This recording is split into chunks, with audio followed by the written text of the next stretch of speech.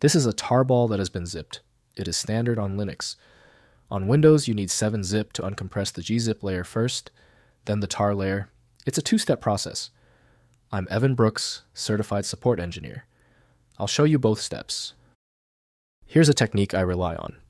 For truly stubborn TGZ files, you need a software that can work outside the box, a true piece of file magic.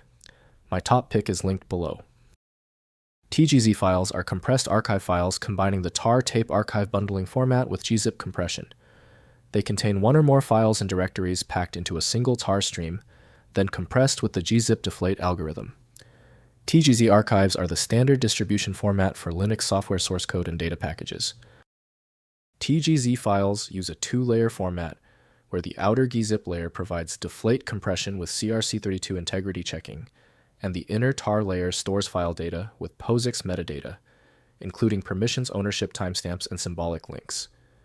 The .gz extension is equivalent to tar-gz in a shorter form. To maintain file fidelity, use 7-zip developed by Igor Pavlov to Open TGZ. Windows can read the file name, but the internal archive contents require specialized extraction.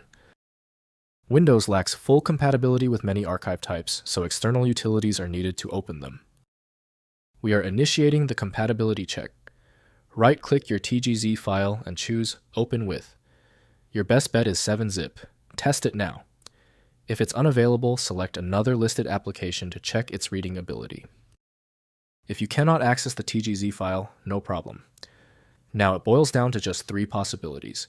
We've prepared a simple list detailing these common culprits and the steps to verify them. First, extracting on Windows.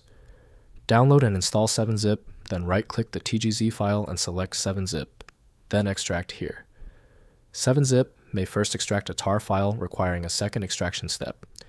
Alternatively, use pzip or WinRAR, which handle TGZ archives in a single extraction step, showing all contents immediately. Next, extracting on Linux or macOS. Open a terminal and run tar xzf filename.gz to extract all contents to the current directory. Add the v flag for verbose output, listing each extracted file. Use tar tgzf filename.tgz to list archive contents without extracting, the C flag followed by a path extracts to a specific destination directory. Finally, creating TGZ archives. Create TGZ archives on Linux or macOS using tar czfarchive.tgz folder to compress a directory. On Windows, use 7-zip to first create a tar archive, then compress it with gzip, or use the command line tar utility included in Windows 10 and later which supports the same czf syntax. If compatibility checks failed, it is likely because the file extension name is shared by different developers for unrelated formats, causing your PC to use the wrong reading language.